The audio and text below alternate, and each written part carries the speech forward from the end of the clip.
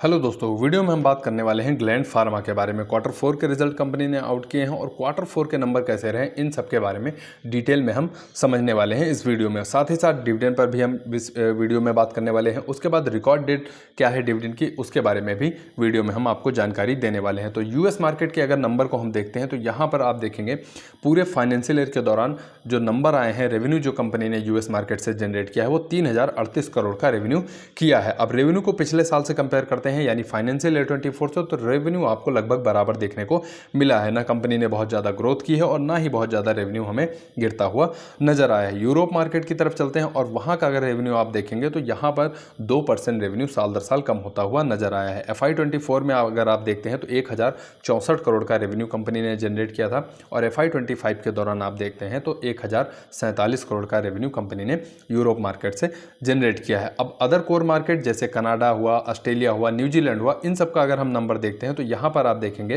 Revenue में एक अच्छी ग्रोथ हमें देखने को मिली है। 28% रेवेन्यू इनका साल दर साल इंक्रीज होता हुआ नजर आया है। FY25 में अगर आप देखते हैं तो 202 करोड़ का रेवेन्यू जो है कंपनी ने इन अदर कोर मार्केट से जनरेट किया है। वहीं FY24 में आप देखते हैं तो 157 करोड़ का रेवेन्यू कंपनी ने जनरेट किया था। अच्छी ग्रोथ यहाँ पर देखने को मिल रही है हमें रेवेन्यू में। अब चलते हैं रेस्ट ऑफ वर्ल्ड की अगर हम बात करते हैं तो यहाँ पर भी रेवेन्यू 4% हमें कम होता हुआ ही नजर आया है। रेवेन्यू आप देखते हैं FY24 के दौरान अगर अदर रेस्ट ऑफ वर्ल्ड की हम बात करते हैं तो यहाँ पे 1123 करोड़ का रेवेन्यू हमें आता हुआ नजर आया था।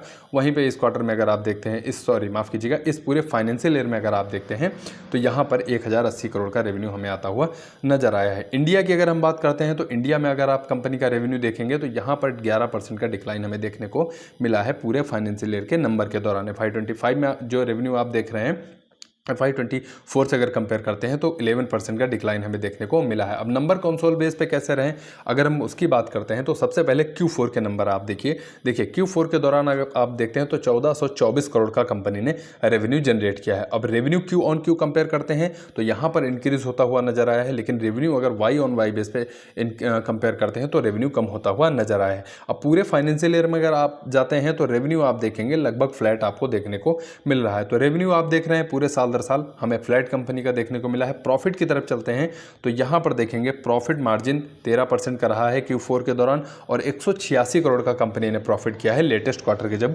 नंबर आ जाए हैं। पिछले क्वार्टर से अगर हम कंपेयर करते हैं तो प्रॉफिट हमें कम होता हुआ नजर आया है क्योंकि पिछले क्वार्टर में 204 करोड़ का कंपनी ने प्रॉफिट किया था और इस बार आप देख रहे हैं 186 करोड़ का प्रॉफिट हमें देखने को मिला है। इनफैक्ट साल दर साल कंपेयर करते हैं तब भी आपको प्रॉफिट का नंबर जो है वो कम होता हुआ नजर आया है। अब पूरे फाइनेंशियल ईयर के दौरान प्रॉफिट कैसा रहा है कंपनी का अगर उसकी हम बात करते हैं तो देखिए FY24 में अगर आप प्रॉफिट देखते हैं तो 772 करोड़ का प्रॉफिट कंपनी की तरफ से हमें देखने को मिला था और FY25 में आते आते नंबर अगर आप देखते हैं तो 698 करोड़ का प्रॉफिट हमें देखने को मिला है। तो प्रॉफिट साल दर साल गिरता हुआ नजर आया है और साथ ही साथ मार्जिन भी कंपनी के कम होते हुए नजर आए हैं। आप कह सकते हैं कि नंबर जो है ग्लैंड फार्मा के बहुत अच्छे देखने को नहीं मिले हैं। अब क्या इसका रिएक्शन होगा ये हमें नेक्स्ट डे जब मार्केट ओपन होती है तब पता चलेगा। अब इस वीडियो के माध्यम से अगर मैं आपको 0.1 या 0.2% जानकारी दे पाए हूं तो चैनल को दोस्तों जरूर सब्सक्राइब करके रखिए। आपके कीमती समय के लिए आपका बहुत बहुत धन्यवाद।